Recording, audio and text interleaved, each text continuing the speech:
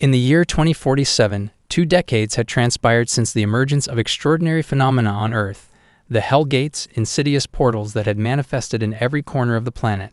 These enigmatic rifts had ushered in a new era, one marked by a cataclysmic transformation that culminated in the annihilation of humanity. Yet, amidst the devastation, a solitary figure had emerged as the last bastion of hope, a warrior who hunted demons with unwavering determination. A demon, cognizant of this lone survivor's reputation, approached him with startling familiarity. The demon claimed to know the survivor as the fabled human who exclusively targeted high-ranking demons. The survivor, however, regarded this revelation with a measure of skepticism, considering it mere verbosity. He assured the demon that the truth would be unveiled in due course. Guiding the demon into a secluded chamber, the survivor unveiled a ghastly tableau, a multitude of demon heads meticulously arranged before him. With humanity's demise, the survivor had embarked on a relentless quest, one that entailed the beheading of precisely 666,666 high-class demons. The objective was to manipulate the very fabric of time, to revert to a period before the calamity had unfolded. The demons, gathered in awe, voiced their incredulity and sought to comprehend the survivor's motives. Could he genuinely alter the course of the future by traversing time? In response, the survivor revealed his heartfelt desire to reunite with his daughter. The demon regarded this as a trivial aspiration, provoking the survivor to rebuff his cynicism. He reminded the demon that his enduring 25 years in the desolate world were fueled by this singular purpose. Yet the demons shifted their focus to the elusive phases that had birthed the Hell Gates and devised the legendary quest, the very quest the survivor had undertaken. A sudden notification disrupted the conversation, declaring that the requirements for the legendary quest had been fulfilled for regression. Unfazed, the survivor resolved to confront anyone who dared obstruct his path. With the completion of the quest, marked by 666,666 demon heads, a radiant light enveloped everything, propelling him back in time, several weeks before the impending cataclysm. Awakening from the temporal shift, the survivor hastened toward his daughter's room, anxiously seeking her presence. In a harrowing flashback, he recalled cradling her on the precipice of a building during the calamity, his incapacitated arm rendering him helpless. He prayed fervently, beseeching divine intervention to save his daughter. In a cruel twist of fate, a demon appeared beneath the building, ruthlessly ending her life before his eyes. Back in his daughter's room, he clasped her hand, overwhelmed by joy at her survival.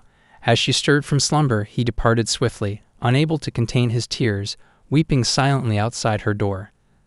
The survivor recognized the fleeting nature of this happiness. In a matter of days, the Hell Gates would reopen, irrevocably altering the world. Recounting the past 25 years spent in self-imposed isolation, he questioned his ability to endure the impending hellish reality while protecting his beloved daughter. However, he sternly admonished himself against such introspection, acknowledging that he must persevere, even if it meant sacrificing his life to safeguard her. A mysterious notification interrupted his contemplation, informing him of newfound magical abilities. He had gained not only magic power, but also spirit magic and possessed level 1 spirit eyes. He marveled at the resurgence of his power, accompanied by the apparition of a spirit, the ethereal form of Suwa, his wife and his daughter's mother. Her spectral presence enveloped him, and he wondered whether these gifts were a consequence of the altered timeline or an inherent trait of a regressor. With a mere 3 days remaining until October 11th, the ominous date of the Hell Gates reopening, only a select few were privy to this impending calamity. The 8 prophets, chosen by the enigmatic 8 phases, and the 8 martial stars, heralded as humanity's saviors, were among those who understood the impending doom. Reflecting on the arduous memories of the past 25 years, the survivor contemplated the newfound possibilities that lay before him. He could now attain the accomplishments and rewards that had eluded him for so long, achievements comparable to those of the 8 martial stars and the 8 prophets. Stepping out into the world on October 8, 2022, a mere 3 days prior to the cataclysm, he descended into a hidden basement, the genesis of his new journey. Entering a familiar shop, he noticed a discrepancy. There was an unexpected presence. An elderly man sat before him, an incongruity in a world that should have been devoid of human life. The old man inquired about his intentions, prompting the survivor to express his desire for supplies. Abruptly, the old man underwent a nightmarish transformation, revealing his true identity as a demon. In a swift and brutal motion, he seized the survivor, forcing him against the wall. Intrigued by the human's presence, inquired about his purpose. Our protagonist calmly explained that he had come in preparation for the prophet's trial, having heard of its location. The demon expressed surprise at the knowledge that someone had been instructed to visit this place. Stranger still, the demon had information that the selection process was still ongoing from the higher echelons. Undeterred, our protagonist affirmed that he had arrived precisely for this reason: to stake a claim before the selection process concluded, determined to seize the coveted spots of the chosen ones. The demon, however, suddenly recalled our protagonist and burst into laughter, identifying him as the regressor who had vanquished a staggering 666,666 high-class demons.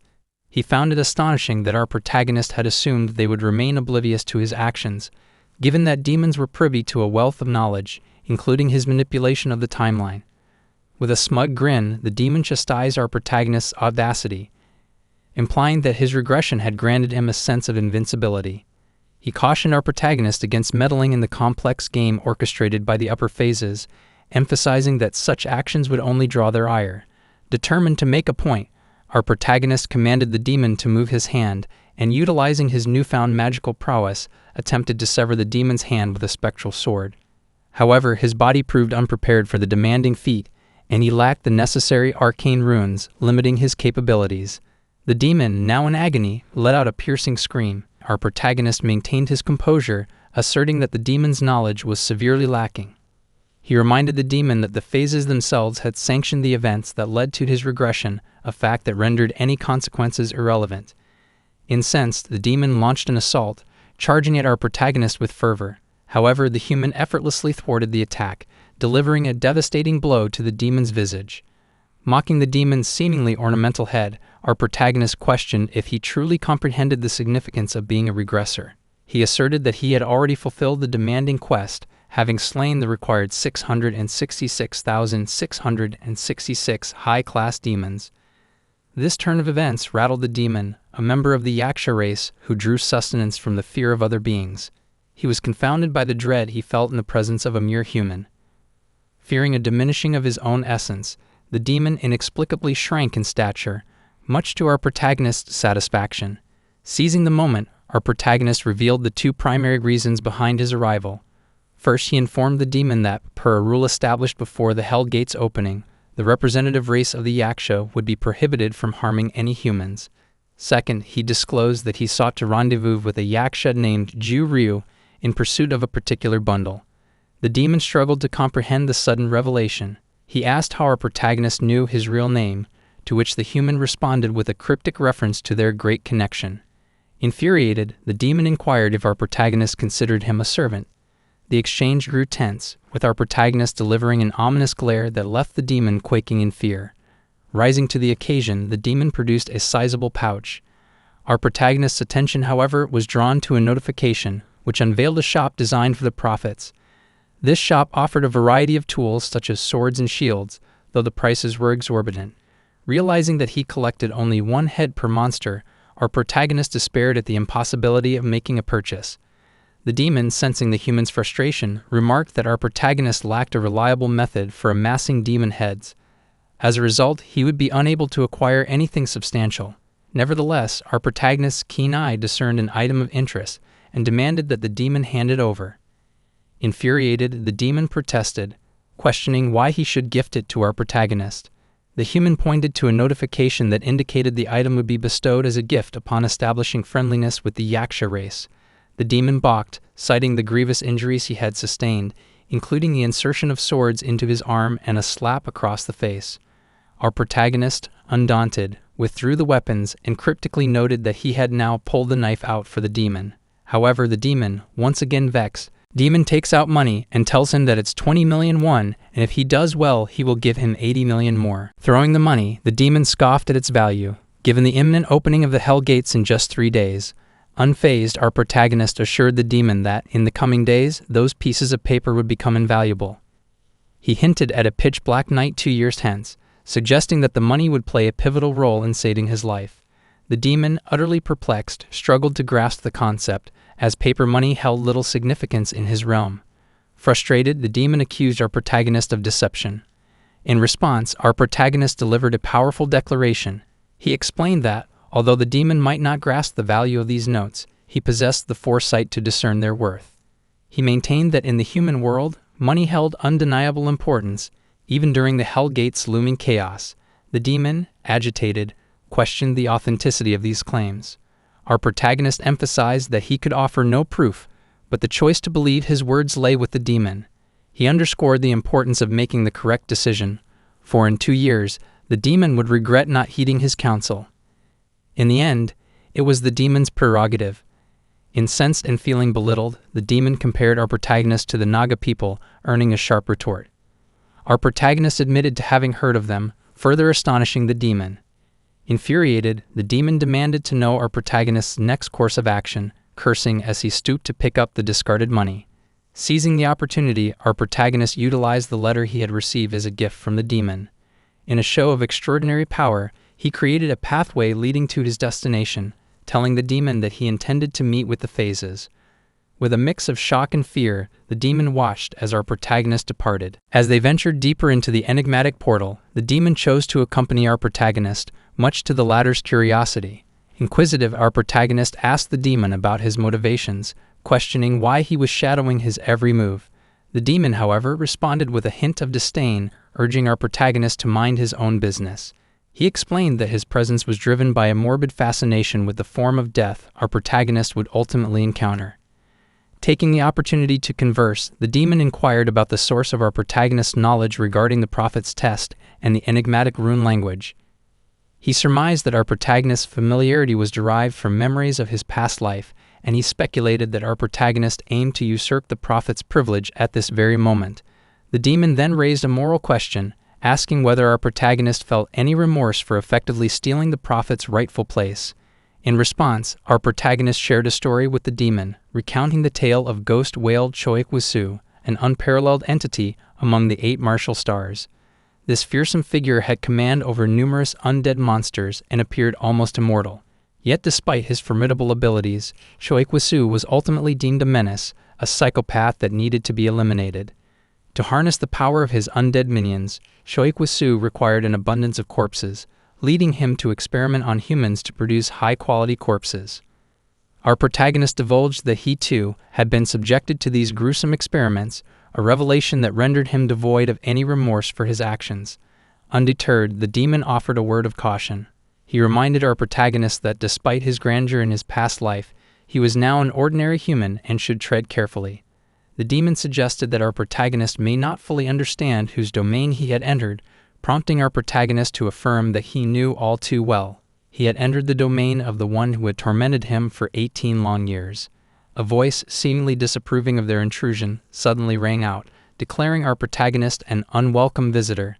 A notification materialized, announcing their entry into the lair of the Tamer of the 7 Snakes. The voice then directed its inquiry to the demon, Jiu-Ryu, asking why he had brought a human into this sacred space, as only the prophet was permitted entry. It sternly informed our protagonist that he did not bear the mantle of the prophet that had been selected.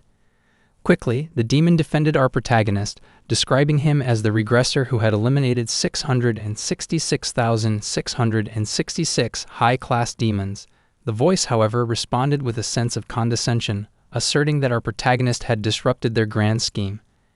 It categorically denied our protagonist the title of prophet, deeming him unworthy. Our protagonist pushed back, suggesting that the voice personally evaluate his qualifications, especially when compared to the dubious choice of Choikwasu.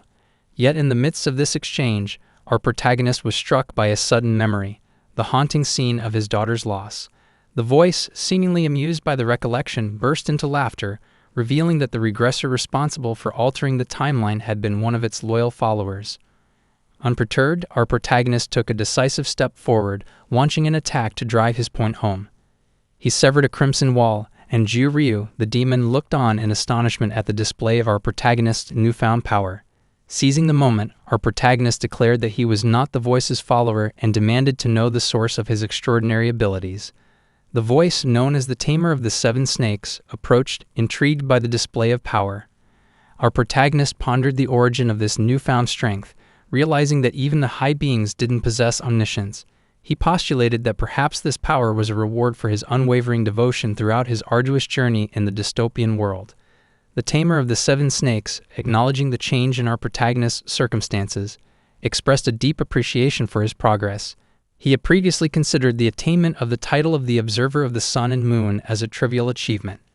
Now, faced with our protagonist's unexpected transformation, he was both impressed and touched by the progress. Nonetheless, the tamer reiterated that he had already chosen a prophet, and his decisions were unassailable. Our protagonist, undaunted, challenged this notion, citing the requirements for regression. He was the sole survivor, as every other chosen prophet had perished. He assured the tamer that he wasn't here to beg for the position of the prophet, but to offer him a chance. Should the tamer refuse to select him, our protagonist pledged to bring victory to other high beings. The tamer would then witness the first death at his hand, the death of the prophet he had chosen. The demon, Jiu-Ryu, interjected, urging our protagonist to temper his tone. The tamer, angered by our protagonist's audacity, threatened to end his life on the spot, warning of the dire consequences he would face by becoming the common enemy of the high beings. Our protagonist, however, remained resolute, calmly explaining that he knew the high beings could not perceive him as an enemy, in accordance with the rules they had established. While he had initially been ignorant when the hell gates first opened, our protagonist had thrived and survived through sheer determination. Now he was confident in his ability to persist and succeed once more. The tamer, intrigued by our protagonist's resolve, appreciated his unwavering spirit. With a wave of his hand, the tamer summoned Choi Kwasu, the mad scientist who had terrorized our protagonist in his previous life. In a swift and definitive gesture, the tamer executed Choi Kwasu and selected our protagonist as his prophet. A brilliant blue magic circle materialized beneath our protagonist, and a notification informed him that he had become the prophet of the 7 snakes, now vested with the prophet's privilege, which included access to the wrapping of the snake storage. In the narrative, the tamer led our protagonist to the fabled snake treasure house. Within its confines, the tamer informed the protagonist that they could unlock the copper door and take any item they desired from within. This privilege was granted to the prophets, who held the responsibility of guiding the people during the carnival that was about to commence. However, the protagonist, in a moment of unexpected audacity, remarked to the tamer that the trials they were experiencing were akin to a carnival for them. The tamer, with a wry smile, corrected the protagonist by stating that it wasn't a carnival for them, it was Jor. This enigmatic term left the protagonist intrigued and contemplating the potential opportunities presented by this new phase. As the duo ventured beyond the copper door, the protagonist, whose name was Namyung, noticed that Jiu-Ryu, their loyal companion, appeared physically shaken by what lay before them. The duo exchanged words in a seemingly casual manner, as if the extraordinary sights and experiences were a regular occurrence. However, Namyung's actions hinted at a deeper motivation. A while later, they emerged from the room, and Namyung summoned Jiu-Ryu to accompany him, signaling their departure. Curiosity getting the better of him, Jiu-Ryu asked Namyung about the events within the room. Namyung revealed that he had acquired a legendary item, Monarch Lyric's headpiece. This headpiece was a relic, belonging to the most arrogant king in history. It bestowed great strength upon the wearer, but it came at a cost, primarily tied to the wearer's past sins. Jiu-Ryu, puzzled by Namyung's choice, wondered aloud about the kind of equipment he would select. Namyung's choice, the headpiece, was entirely unsuitable for a living person, hinting at a deeper plan. Jiu-Ryu complimented Namyung's talents, prompting Namyung to inquire about Jiu-Ryu's own belongings. Jiu-Ryu revealed a surprising stash of 100,000 heads acquired from the Master of Snakes. This exchange, while generous, hinted at a significant price paid for these heads. Namyung clarified that the heads came from Jor. While Jor's gifts were valuable, they came with a price, even for seemingly insignificant items. Namyung's revelations left Jiu-Ryu in shock.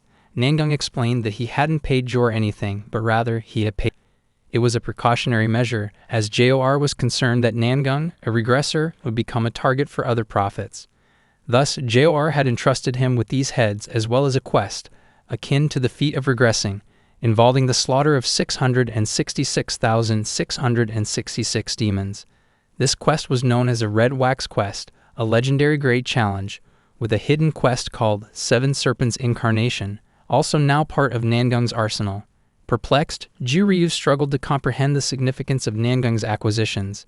Namyung, sensing Jiu-Ryu's distraction, requested him to hand over his pouch, snapping him back to attention. Namgung instructed Ju-ryu to obtain an unstable sword, at least of rare grade, using the heads he possessed. Ju-ryu presented 2 rare swords, the Widow's Eye sword and the Executioner's beheading blade. Namgung, uninterested in their backstories, chose the Widow's Eye sword and opted to purchase a bag with the remaining heads. Ju-ryu willingly provided the bag, and Namgung was surprised by the ease with which Ju-ryu parted with it. Ju-ryu explained that disposing of objects with deep histories was a headache for him, but he believed that their friendship was worth more than a mere bag. Namgung inquired about the time, and Ju-ryu informed him that it was 3 o'clock. Satisfied with the time, Namgung commended Ju-ryu for his work and assured him that he wouldn't be late. Ju-ryu, still curious about Namgung's intentions, wondered what he was planning to do next. Namgung's purchase of the sword suggested a hidden agenda, but Ju-ryu couldn't fathom his friend's true motives. Smiling cryptically, Namgung revealed that he needed to retrieve his daughter. Ju-ryu, taken aback, struggled to process this unexpected revelation. Namgung bid him farewell, leaving Ju-ryu in puzzlement. Over the next 2 days, in anticipation of the opening of the Hell Gate, Namgung intended to spend time with his daughter. They would go shopping together and engage in playful activities, seeking a moment of normalcy amidst the chaos that had consumed their lives. As the day approached, Namgung's daughter excitedly mentioned the significance of the day her father had spoken about. As she tied her shoes, Namgung asked her if she believed what he told her. She tells him yes, of course, because she is always on her side, and they move out. Then the scene shifted to a cemetery where people were strolling. Here, Namgung encountered his friend Manhwa. After exchanging pleasantries, Namgung inquired about Soman, his daughter, and learned that she was sleeping in the car due to the long journey from Seoul. Manhwa expressed regret for not having visited them, but Namgung revealed that he had let Soman sleep deliberately, as the day ahead would be anything but pleasant to witness. Manhwa, assuming Namgung was referring to his own appearance, tried to lighten the mood by making a joke. However, the sudden change in the sky's color and the panic among the people abruptly ended their banter. Manhwa urged Namgung to seek safety, but he was horrified. Namgung, with an air of grim determination, announced his intent to eliminate each and every one of them. In a sudden and terrifying turn of events, hordes of goblins emerged from mysterious portals, throwing the once calm scene into chaos. Panic gripped the crowd as people fled for their lives, desperately seeking refuge from the menacing goblin invasion. Amidst this turmoil, Myung turned to Namgung, his voice laced with urgency, and advised that they needed to flee immediately. Namgung, however, cast a resolute glance back at Myung, and with a steely determination, he uttered words that would echo in Myung's memory. "Let's survive together this time." Without further ado, Namgung executed a remarkable feat, dispatching the goblins in a single, formidable strike. Myung was left in awe, his surprise evident as he questioned Namgung about his intentions.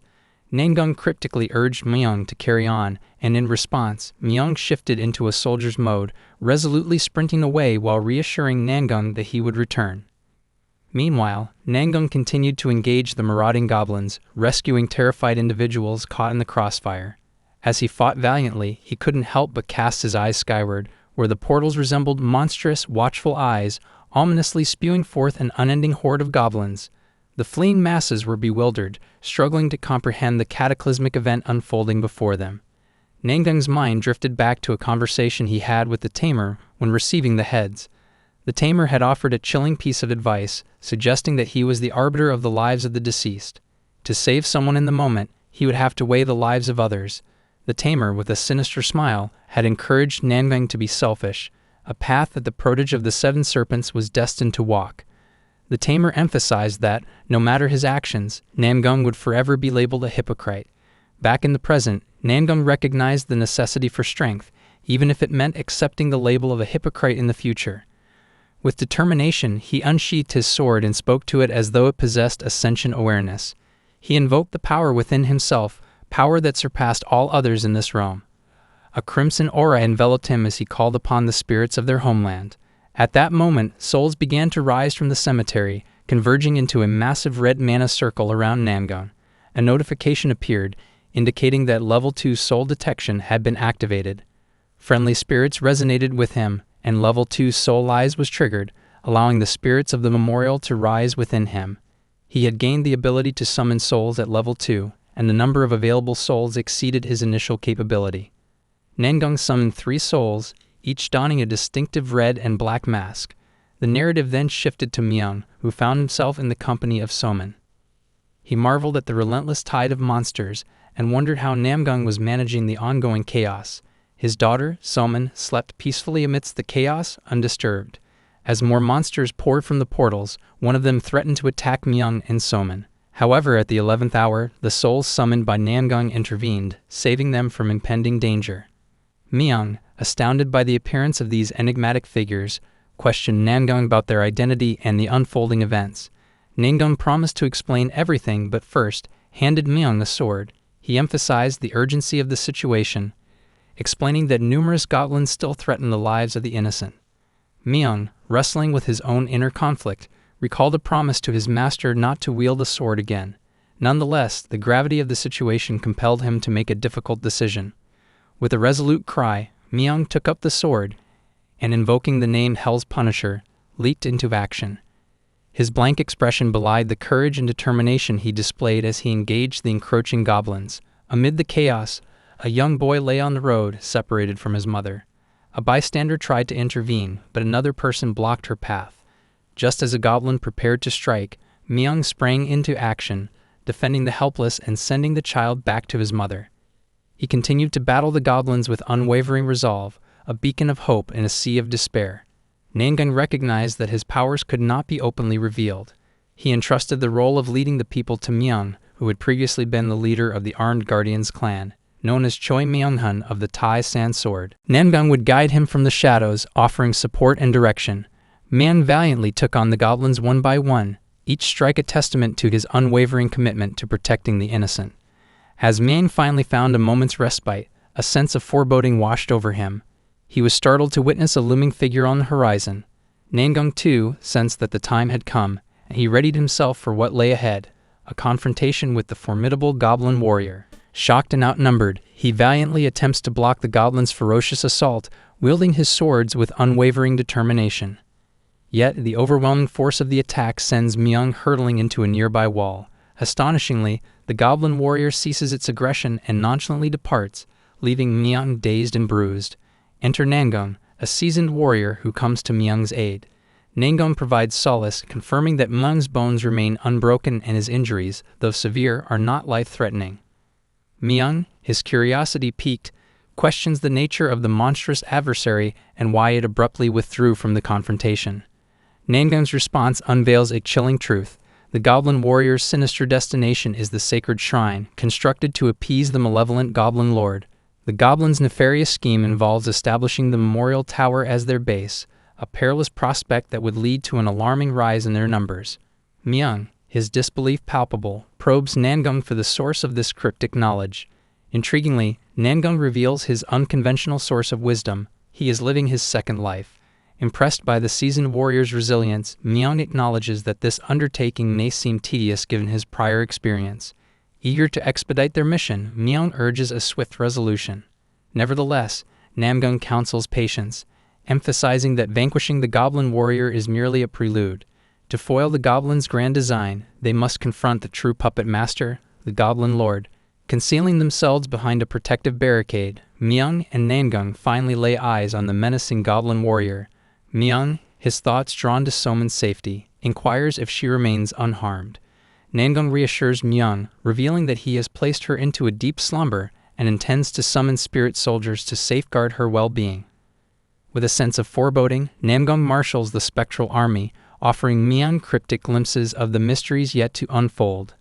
With a daring maneuver, Namgung hurls a dagger at the goblin warrior, piercing its eye and shattering its equilibrium.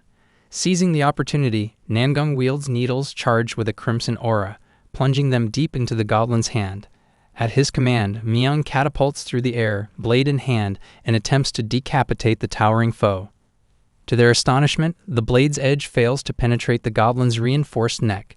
Myung, confounded by this supernatural fortitude, seeks an explanation for the deadly poison dart's origin. Namgung discloses their provenance, the underground marketplace of Olji Street. With a growing sense of urgency, Namgung impresses upon Myung the need for a swift dispatch of the goblin warrior to prevent further interference by its kin. As the goblin charges, sword swinging menacingly, Myung and Namgung adroitly evade its strikes.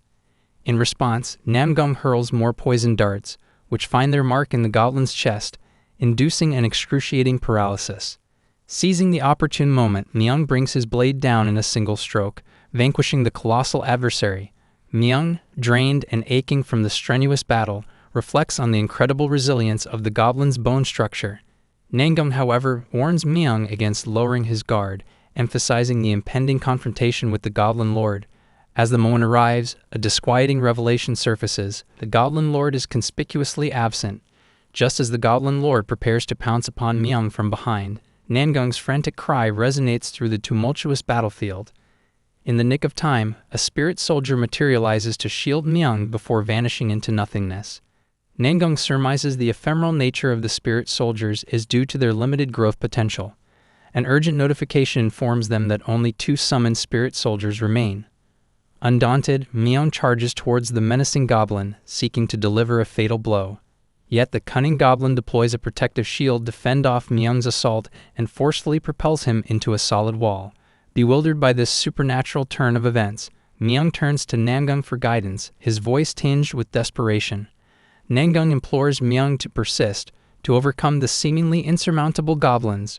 Drawing a curious sword, Namyung instructs Namyung to wield it and place his trust in its enigmatic power.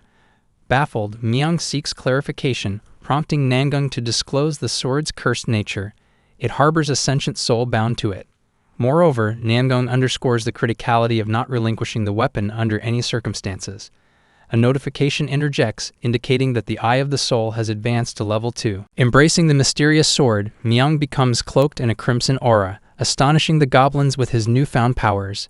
As the goblins charge with unrelenting force, Namyung unveils a formidable artifact, the Demon Hunter's Silver Blade, a first-ranked magical implement.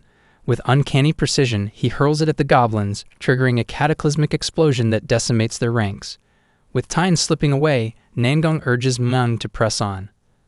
The crimson aura now envelops Namyung, a sign of a successful communion with the executioner's soul.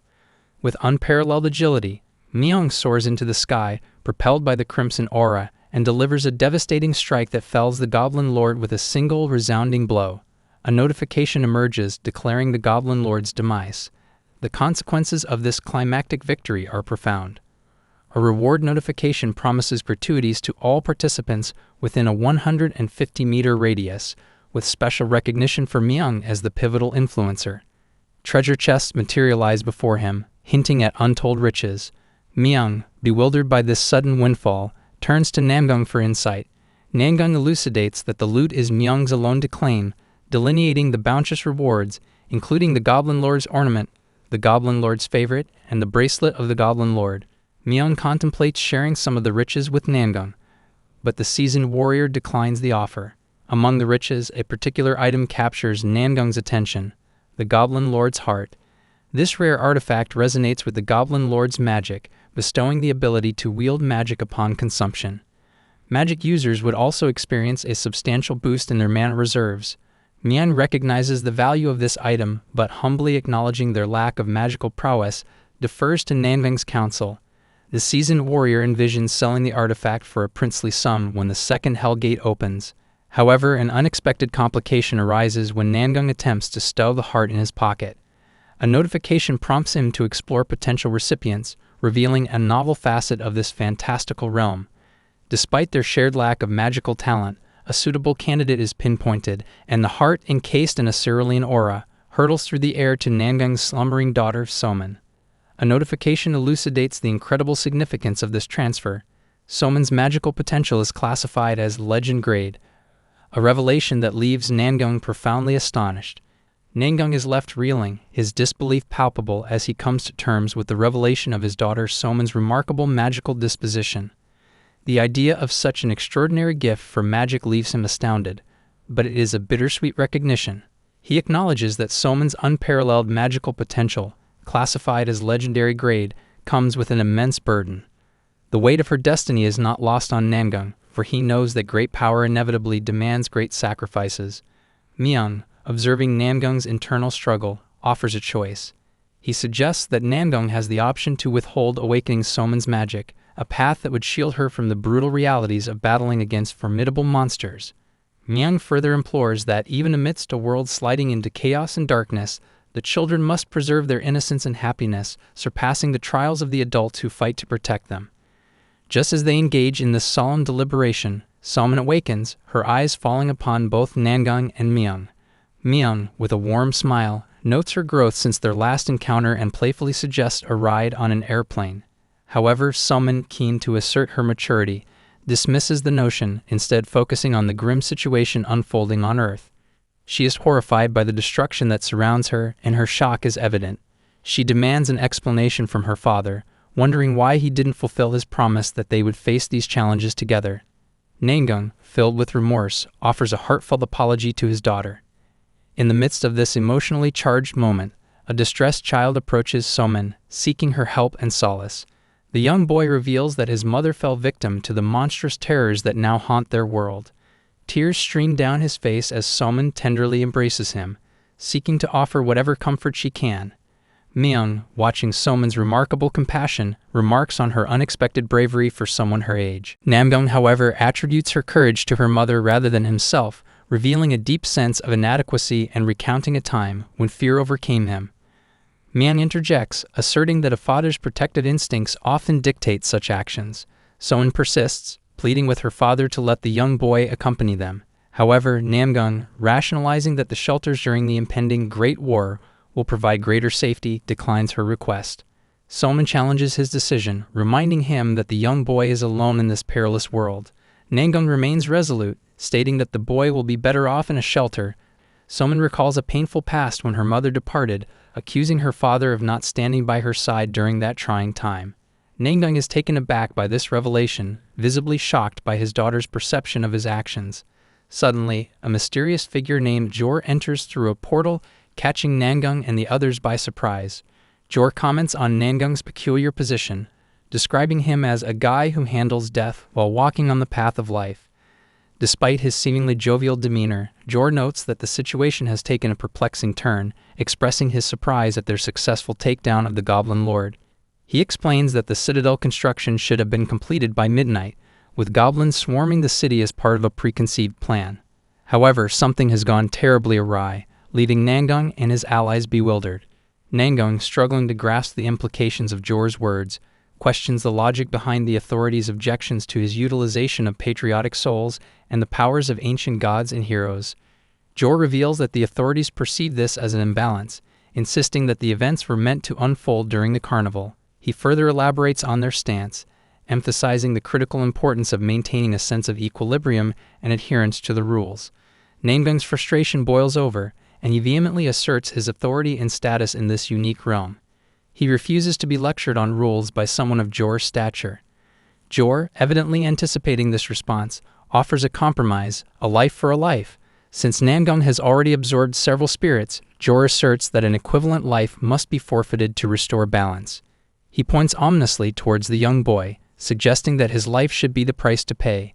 The proposition sparks a heated debate, with Jor attempting to rationalize the sacrifice. Somin, however, cannot abide by the callousness of such a proposition. In an act of defiance, she delivers a powerful punch to Jor's face, challenging his assertion that a life should be taken. Her fiery words degrade Jor's inhumane suggestion and brand him a reptile. In a swift and brutal retaliation, Jor unleashes a devastating attack, sending Somin hurtling into a wall. In her defense, both Namyung and Myung step forward, but they too become ensnared in Jor's clutches. With a malevolent grin, Jor underscores his dominance and, in a chilling ultimatum, asks Namyung to make an unthinkable choice, to decide whose life should be forfeit, the young boy's, Somin's, or Myung's. Namyung, his heart heavy with the impossible decision he is forced to make, implores Jor to halt this madness. In the midst of this harrowing confrontation, a miraculous event transpires. The heart of the Goblin Lord, once a focal point of their conflict, plummets to the ground and is inexplicably absorbed by Somin. Jor watches in fascination as Somin's magical transformation unfolds before his eyes. A notification appears, indicating that a fragile soul is comforting Somin. The spirits of her mother manifest behind her, contributing to her awakening. Her magical traits undergo a profound transformation, with her left eye taking on a striking crimson hue. Her magic is revealed to be perception magic, a revelation that shocks Namyung to his core. In an astonishing display of her newfound power, Somin conjures a colossal sphere of mana and hurls it directly at Jor. Jor effortlessly absorbs the immense mana unleashed in her attack, demonstrating a formidable control over the mystical arts. He marvels at Soman's utilization of mythical-level magic and acknowledges that he has encountered someone even more intriguing than himself. However, Soman's magical prowess takes its toll, and she collapses, overwhelmed by the staggering power she has harnessed. Jor discerns that perception magic exacts a substantial drain on one's mana reserves, especially for a young child like Soman, whose awakened abilities are still in their infancy. Namyung, watching in growing concern, vehemently protests as Jor attempts to use his magic on Soman. He warns Jor not to touch his daughter, pledging severe consequences if any harm befalls her. Jor reassures Namyung that he has no intentions of harming Soman and insists that he is merely trying to help. As he employs his magic to assist her, Jor cryptically hints that Soman has attracted the interest of the higher beings. This attention from the higher phases might ultimately lead to the resolution of their ongoing dispute. Namyung cradles his unconscious daughter, appreciative of the possible safeguard that has been cast over their predicament. Jor imparts a final piece of advice, instructing Namyung to ensure Soman's protection from the high beings who covet her. Namyung, in a bold move, suggests that Jor should reciprocate the protection. Jor responds by tossing a red sphere toward Namyung, a valuable item meant to be obtained only after the Goblin Castle's completion. He reveals that this item was originally intended as a reward for Namyung at the next carnival, but Jor seized it from the higher beings to deliver it to him personally. Jor emphasizes his instrumental role as Namyung's contracted god and issues a warning. As he prepares to depart, Jor assures Namyung that he will continue to watch over him, emphasizing that his survival is crucial for the fulfillment of their shared goals. Soman eventually awakens, finding herself in a car. Namyung informs her that she had succumbed to mana overload and momentarily lost consciousness. Soman, filled with curiosity, inquires about the fate of the boy they rescued. Namyung reassures her, revealing that the boy's father, Hosung, has been safely taken to the Daejeon shelter. Soman, agitated by this decision, begins to pick at her father's hair while questioning their course of action. Namyung explains the rationale behind their choice, stating that the boy would be more secure in the shelter due to the comprehensive defense measures implemented by Jin Sugyuk. Jin Sugyuk, known to Namyung from his previous life, is regarded as a trustworthy individual, and thus they need not worry about Hosung's safety. Intrigued, Soman inquires about their destination. Namyung reveals that they are headed to Seoul. He explains that a new dungeon has opened following the closure of the first Hell Door, and it is imperative that they obtain the dungeon's reward to avert an even more catastrophic disaster. Namyung, seeking clarification, asks Namyung if he is considered a prophet, a person chosen by higher beings. Namyung confirms this and emphasizes the need for them to grow stronger as they continue their journey through the nighttime roads. While en route, they receive disconcerting news via the car radio about a traffic blockade on the Pyeongju Expressway. Namyung contemplates their alternate route when an unexpected impact strikes the car's front mirror, forcing them to halt. Namyung, suspecting the presence of leftover goblins, steps out of the car, and the impending danger becomes evident as a goblin prepares to attack him from behind. Before it can strike, an unknown archer takes down the goblin with a well-aimed arrow. The group discovers a young boy with a bow and arrows, and Namyung cautiously approaches him, urging him to lower his weapon before initiating a conversation. The boy, Jung Dae-in, admits to being the archer who neutralized the goblins, impressing Namyung with his skill in targeting vital points at midnight. Namyung thinks an ordinary citizen who killed 5 monsters using just one bow and someone as talented as this boy. Namyung thinks he might have encountered him in his previous life, and asks the four about his name. The boy's name is Jung Dae-in. Namyung asked John what is he doing here as everyone was told to stay at home by broadcast. John tells him he needs to go to Seoul as his father is in the hospital there and he can't get in contact with them at all. Namyung now understands the reason why he didn't meet this kid in his previous life as a talented magician like his daughter Soman can't even survive. Stove tells the boy to go home as he won't be able to journey using that bike, he will die definitely. John tells them to please let him ride with them till Seoul, and he makes sure to pay them back as well. Namyung finds it's interesting now, as the boy Jun gives them a crystal that he got by killing the goblins. Namyung takes the stone from Kid's hand, but Namyung thinks something wrong as this stone should not be appearing now. The stone is a rune that bolsters one's stats, a prized item in a carnival where runes are rare. Jun inquires about the stone's rarity, leading Namyung to question its origins. Jun discloses that he obtained the stone from the goblins. There are 2 types of strength that a human gains in the carnival. First one is nature, and the second one is stats. Nature are special talents that are expressed from birth, and on the other hand stats are a power that anyone can acquire through raising them. These runes are unique items that enhance these stats. Naturally, runes are highly sought after, but the odds of obtaining one from a monster are dismal, and thinks there is a chance that they could drop from a goblin. John asked Namyung, "Is this stone is rare?" Then suddenly Namyung realized which maybe this wasn't by luck, and he asked John from where did he learn archery. John tells him that his father is a former national representative that taught him, although he is currently bedridden due to an accident.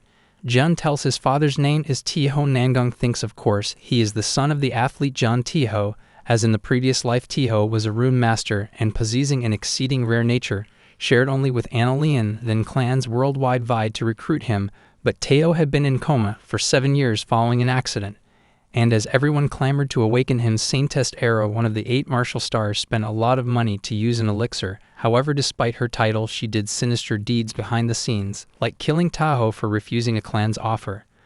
But this time things will be different cause of Namyung. Myung asked Namyung should they head to the hospital. Namyung tells him before that they need to stop somewhere first. Jun gets mad and tells Namyung he agreed to take him to his father, as anything could happen to him, and his daughter is with him as well. Namyung tells them going they will not change a thing, as given the goblin situation, police, firefighters, and even the military have been deployed across Korea in such times. They will prioritize stabilizing medical facilities, which means that the hospital would be a safer place than roads like this, and it's better for them to gather heads as going there won't make a difference. Jun asked Namyung what does he means by that. He tells him they can revive their father using an elixir. Jun tells them the elixir cost around 400,000 heads, and there is nowhere else to amass to get that amount quickly. Myung tells him that he is a lucky one as right now they are on their way to a dungeon. Someone tells John that it's her dad's second life, so he knows what best for them. John still doesn't believe them and asks them even if they gather all the heads where will they but the elixir from. Namyung tells him he will find out soon. While still on the road, the group stumbles upon a public announcement that emanates from a giant beam of mana that shoots down from the sky, showering the landscape in a vivid display. The manifestation of a demon at the epicenter of the event sends shockwaves through the gathered crowd. The demon, wielding powerful magic, addresses the terrified onlookers, conveying an imperative message. The demon proclaims that the phases will extend a unique opportunity to the audience of the carnival, a chance for the individuals to awaken to their true potential. The sudden appearance of this daunting figure sends the masses into a frenzy, prompting chaotic, panicked attempts to flee the scene. The demon employs his magic to obliterate cars and individuals on his side of the highway, exacerbating the chaos, and tells the people that all the necessary information will automatically implanted in their minds, so there is no need for a detailed information, but just for formality he will make an announcement. Just as he was about to tell people the announcement, a car honks at him, which is none other than Namyung. The demon is shocked to see Namyung here. Myung wonders if this is the demon Namyung had previously mentioned. The demon, seemingly perturbed by Myung's comment comparing him to a mere goblin, is approached by Ju-ryu. Ju-ryu requests the demon to open up and reveal the contents of his bundle and heart pouch. The demon Jai-ryu responds that he and Namyung have yet to formalize a contract, prompting an exchange between the two regarding the request for an elixir. The group, situated within their car, maintains a keen eye on the unfolding events. In a candid exchange, Jae-ryu requests that Namyung spare his dignity, considering the public nature of the confrontation. Here at the car, John is wondering what is Namyung talking about with the demon. Myung tells him not to overthink as this is Namyung's second life, he knows what he is doing. After that, Namyung comes back. Someone asks him what took him so long. Namyung tells her he spent his allowance to buy some survival items, as they need to survive this dungeon. Jun, the group's young and contemplative member, became the unwitting conduit for a surge of information about a mysterious carnival. His mind was flooded with intricate details, explanations, and cryptic messages. It was a bewildering experience, and he found himself utterly perplexed, grappling with a deluge of information he couldn't comprehend. Namyung, their seasoned and level-headed companion, stood by John's side, sharing in his astonishment and befuddlement. Both of them were equally puzzled, for the source of this inexplicable information flow was none other than a demon named Ju-ryu, who, it appeared, had the eerie ability to implant knowledge about the enigmatic carnival directly into people's minds. John, his thoughts racing, couldn't help but ponder the audacious question that had seized his mind. How was it possible to transmit complex and detailed information into the minds of individuals in the tangible physical realm? This, he realized, was no mere illusion or trick, but a profound manipulation of reality itself. It dawned on him that such a capability could only signify one thing: the enigmatic nature of Namyung's second life. Myung, the pragmatic and rational member of their group, took a moment to ponder their current predicament. They had arrived at their destination in a vehicle, and the pressing question before them was whether to leave it behind or bring it along. Namyung, renowned for his quick thinking, unceremoniously shed his jacket and, with an air of determination, proposed an audacious alternative. He urged Myung not to abandon the vehicle but instead to take it with them, embarking on a daring journey directly into the heart of the foreboding dungeon that lay ahead. Their mission: to clear the path of any menacing creatures that might dare to obstruct their way. Myung, caught off guard by the audacity of this proposition, stood there, mouth agape, his disbelief etched across his face. With his characteristic calm and unwavering resolve, Namyung explained their plan.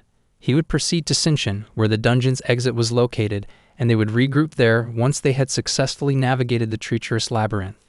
This practical strategy was met with Myung's curiosity and the pressing question of why the younger members, like John, were tasked with dungeon combat, while the seasoned Namyung seemed exempt.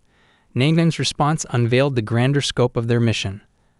The true battleground, he explained, was not within the confines of the dungeon, but in Sinshin, where a momentous event known as the Time of Dusk was destined to unfold. Armed with newfound knowledge, they understood that the Hell Gate served as a conduit for a predetermined number of menacing creatures. Even if the gate closed prematurely, an ominous event known as the Time of Dusk would see the remaining monsters surge forth simultaneously, amplifying the impending chaos. Myung, who foresaw the futility of early gate closures, voiced his concerns, arguing that the damage incurred would ultimately remain the same. Namyung, ever the strategist, offered a lucid response. Myung's mission was to protect the people of Sinshin, where a dire forecast of countless casualties loomed. In addition to this noble responsibility, the mission held another allure: the prospect of accumulating heads and acquiring elixirs. This strategic move would, in turn, fortify their position against the formidable rune master, John Taeho. Myung, emboldened and enthusiastic, pledged to execute his mission with utmost dedication. With their plan in motion, the group pressed forward, venturing deeper into the enigmatic depths of the dungeon. Inside the cavernous passages, John encountered a revelation that left him astounded. Somin, their audacious and enigmatic member, possessed an extraordinary ability to wield magic with grace and precision. This discovery marked a profound departure from the familiar reality he had known, casting a bewildering aura over their unfolding adventure. Unable to contain his intrigue, John sought to fathom the source of Somin's remarkable calm in the face of the daunting reality that now surrounded them.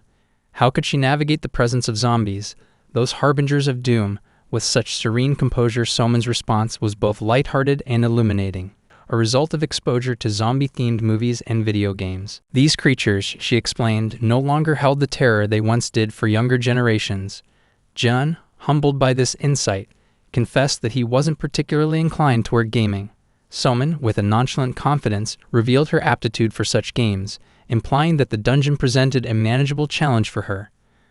Her casual self-assurance was met with Namyung's cautionary reminder not to overexert herself. She had once suffered an overload, and the memory of that experience loomed as a cautionary tale. As their exploration continued, a menacing horde of zombies emerged, casting an ominous shadow across the group's path. John, with steely precision and unwavering focus, exhibited an uncanny knack for headshotting the advancing undead.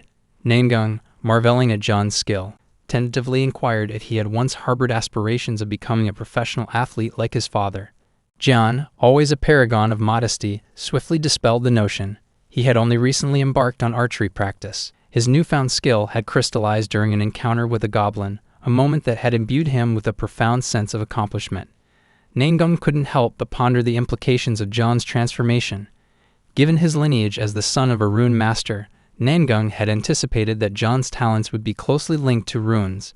With curiosity piqued, he asked John about any additional changes he might have observed. In response, John revealed that something profound was indeed unfolding within him.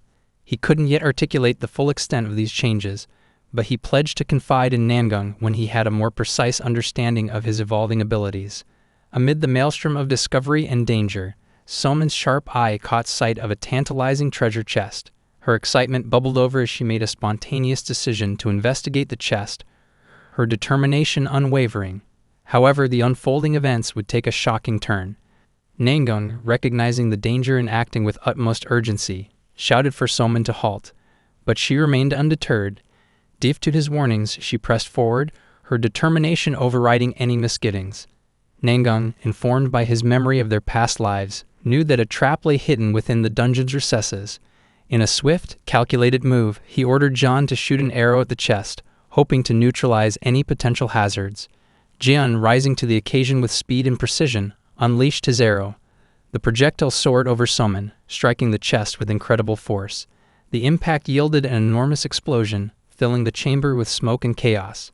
As the lingering smoke cleared, the group anxiously sought confirmation of Soman's fate. What they beheld was a reflection of the young woman, her visage emerging unscathed from the smoke. Her hair was ruffled, but she stood among them, safe and unharmed.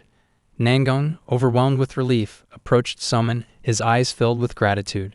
It was clear that John's quick thinking had saved her from a potentially catastrophic encounter. This revelation was nothing short of a chilling reminder of the perils that lurked in their path. John, still reeling from the close call, couldn't help but voice his shock and frustration. He argued that such vital information should have been disclosed in advance, sparing them from the precipice of disaster. Soman, ever the voice of levity and resilience, offered a casual response to the tense situation. Despite their narrow escape, she maintained her good spirits. Namyung, the pragmatic leader of their expedition, swiftly intervened to refocus their attention. He revealed that amidst the aftermath of the explosion, a valuable prize lay glistening on the chamber floor. It was no ordinary find but a golden key, a key of great significance. Namyung imparted to his companions that this was the key to the boss room, a door that held untold challenges and revelations.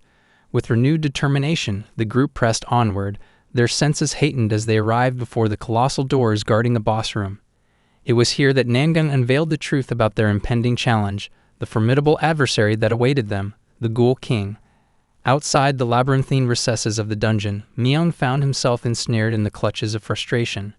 Stuck in the unyielding grip of traffic, he longed for progress, his impatience mounting with each passing moment. But the world outside had its own plans for him. Abruptly, a wave of terror began to ripple through the people surrounding him. Panic and fear were palpable, casting an eerie shroud over the scene. Namyung, unable to remain passive, emerged from his vehicle, compelled to investigate the source of the chaos that gripped those around him. What he witnessed would shatter the boundaries of his comprehension. The time of dusk, an enigmatic and foreboding phenomenon, had descended upon their world. Deep within the confines of a foreboding dungeon, Namyung, the seasoned adventurer, gathered a group of youthful, determined companions. With a sense of trepidation hanging in the air, he unveiled the chilling reality that lurked behind a massive, ominous door. Behind it awaited not only the malevolent Ghoul King, but also 4 formidable elite zombies, guardians of the malevolent monarch. To vanquish the Ghoul King, they first had to confront these elite zombies, and the gravity of their task loomed ominously. Soman, the group's ardent mage, couldn't help but voice her concerns.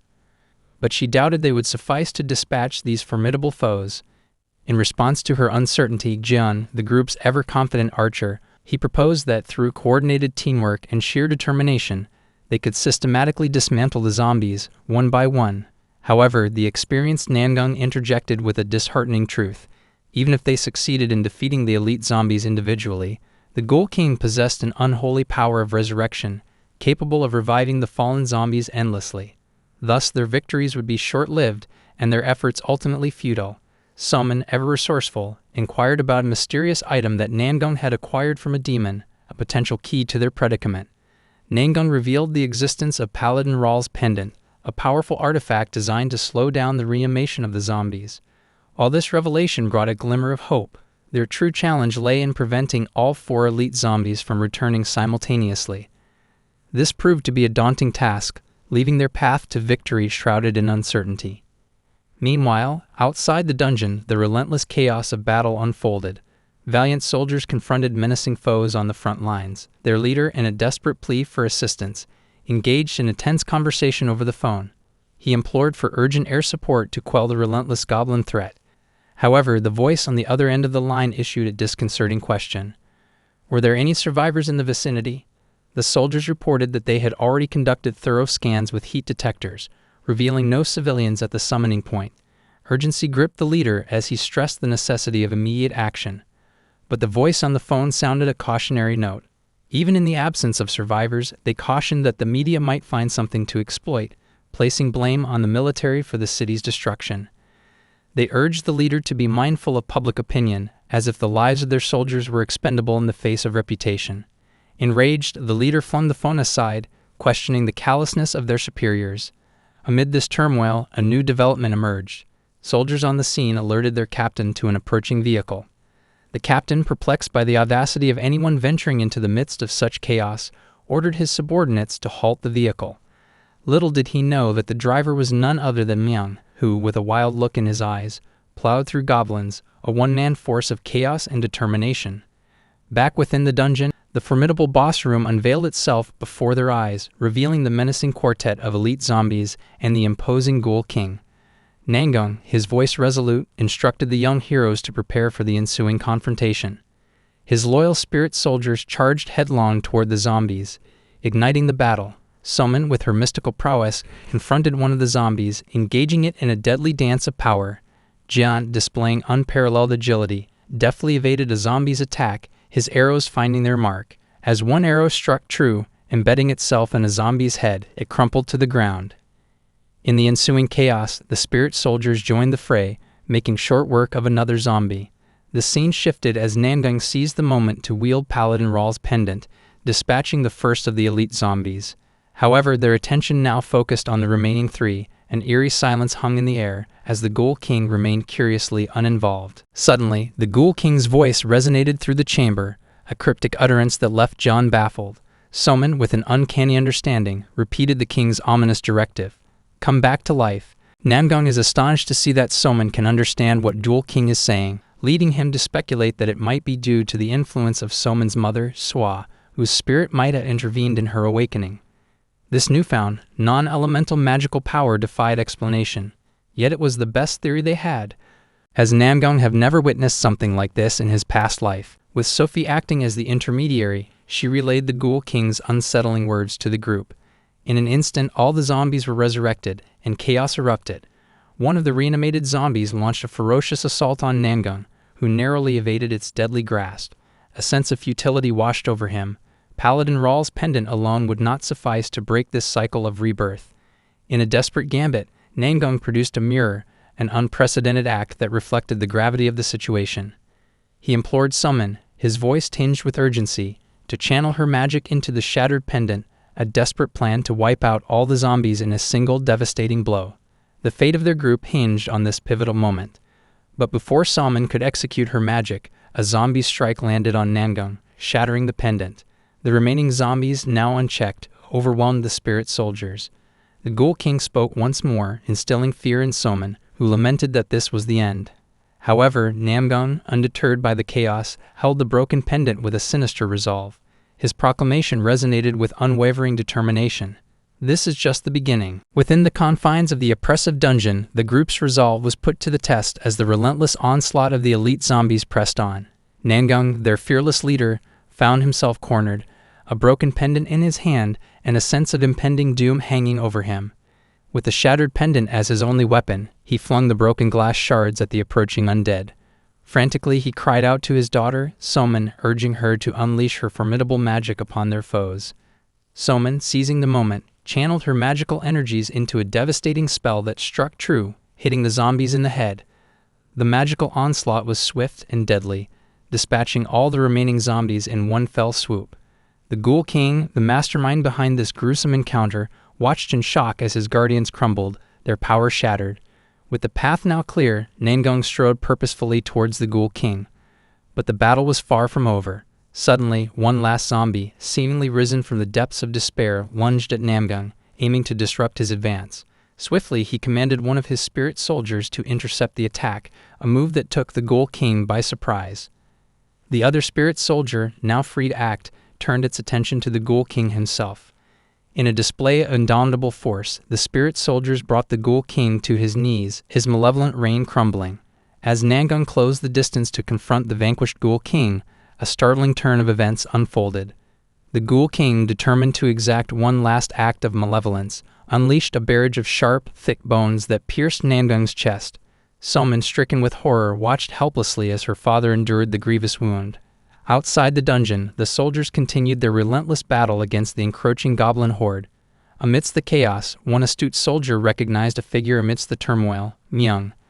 Myung's presence raised both questions and hope, as he was known to be a force to be reckoned with. The soldier inquired about Myung's unexpected arrival, and Myung responded with an air of enigmatic confidence, stating that he appeared when the world was in dire need of a hero. He also hinted at the impending arrival of a significant figure, a man named Captain Namyung, to whom their hopes were pinned. As the soldier made the connection, he asked whether Myung was indeed speaking of Captain Namyung. Myung confirmed this, setting the stage for a formidable confrontation. With no spare weapons at his disposal, Myung unveiled his own remarkable weapon, a blade that seemed to materialize out of thin air. The soldier, astounded by the weapon's peculiar properties, found it difficult to believe that Myung intended to take on seemingly bulletproof monsters armed with a sword. Undeterred, Myung initiated a conversation about the Hellgate and the Yaksha, drawing attention to the wealth of information crammed into the soldiers' minds. He emphasized that conventional firearms were no longer the most potent weapons in the face of these supernatural threats, placing their faith in swords instead. Myung entrusted the soldier with an ogre tonfa, encouraging him to treat the weapon as a trusted ally. They both get ready to take on the goblins together. Back in the depths of the dungeon, Somin's worry for her injured father was palpable. However, John, their archer, with an air of newfound confidence, assured her that he could handle the dire situation. His transformation was nothing short of astonishing, his eyes turning a resolute shade of gold as he locked onto his target with a deadly intent. Jun chanted an incantation, an ethereal aura enveloping an arrow. With the precision of a master, he unleashed the arrow, piercing the Ghoul King's chest. The unexpected target left Namyung bewildered. He couldn't comprehend what had just transpired. Jun called upon Somin to restrain the Ghoul King's movements. Somin sensed the shift in Jun's behavior and followed his instructions, directing her magic to the Ghoul King's right shoulder. Namyung remained perplexed, struggling to understand Jun's strategic choices. He questioned why Jun had chosen to target the shoulder instead of the head, given his skill and the head's vulnerability. Jun calmly instructed Somin to fire her magic once more, but to avoid targeting the Ghoul King's head. Somin complied, but this time the Ghoul King exhibited a newfound resilience, deflecting her magical assault. Somin's shock was palpable as her confidence wavered. The Ghoul King, seizing the opportunity, charged menacingly toward her. In the nick of time, Jun unleashed another arrow, this one radiating with a brilliant aura. It pierced the Ghoul King's chest once again, sealing his fate. The Ghoul King's body disintegrated, dissolving into the floor as victory was secured. Namyung was astounded, unable to fathom how Jun had dispatched the formidable foe with ordinary arrows without the need for the pendant's power. Namyung, intrigued, queried Jun about his remarkable feat. Jun revealed a unique insight. Certain parts of a monster's body contained runes. By sequentially targeting these glowing runes, Jun could eliminate the monster's defenses and secure their downfall. However, not every rune exhibited this distinctive radiance. Jun referred to this precise tactic as an opening. It guaranteed a 100% rune drop when the rune shone, making it a highly effective strategy. Namyung's mind whirred with possibilities, contemplating the significance of this newfound knowledge. In the midst of this revelation, Somin, concerned for her father's well-being, inquired about his condition. Namyung's mind was set on a different path, considering the potential of amassing runes and combining his skills with the rune master, Jun Taeko. With such a formidable companion by his side, he harbored the hope of unlocking a wealth of possibilities and achieving new heights of power. As if to answer his hopes, a treasure chest materialized before them. Somin's eyes sparkled with anticipation, hoping that this time the contents would prove to be the ultimate reward they had sought. With a mixture of excitement and trepidation, they opened the treasure chest, triggering a notification that proclaimed the reward batch chest had been granted. This development sent a shiver of anticipation down Namyung's spine, a whisper of destiny in the air. This was no ordinary chest, it held the promise of something extraordinary.